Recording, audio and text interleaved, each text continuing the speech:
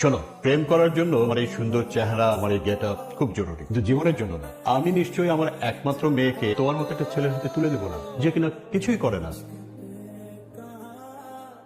আপনারা কার কাছে এসেছেন? আপনি কে?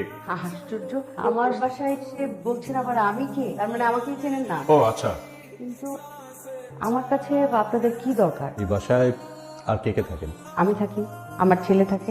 আপনার ছেলেকে ডাকুন। কি কি বলো না, তোমাকে সকালে একটু জায়গায় কাজ আছে, আমাদের বেরোবো। কোথাও যেতে হবে না, ঘরে চুপচাপ বসে থাক। ঘরে বসে থাকবো কেন? আচ্ছা বাবা, একটা কথা আমি জিজ্ঞেস করি, তুই কি বাইরে কিছু ঘটে এসেছিস নাকি আমাকে বলতে পারছিস না? আমাকে খুলে বল বাবা, যদি এমন কিছু ঘটে থাকে তাদের হাত পায়ে ধরে আমি ম্যানেজ করে ফেলবো। তুমি কি তোমার ছেলেকে চেনো না? তাহলে তোকে খুঁজতে আসবে কেন? সেটা জানতে হলে তো আমার তাদেরকে জিজ্ঞেস করতে হবে না? কোনো জিজ্ঞেস করার কিছু নাই, এত জানার দরকার নেই। আর কিছুক্ষণ বসে থেকে চলে যাবে। তুই বাইরে দিয়ে বারান্দা দিয়ে লাফ দে, বাইরে পালিয়ে যা। আরে আমি যেখানে কোনো অপরাধ করি আমি সেখানে পালাতে যাবো কেন? ওনাদের ভয় আমি কেন পালিয়ে থাকবো? আমি তো কোনো অপরাধ করিনি।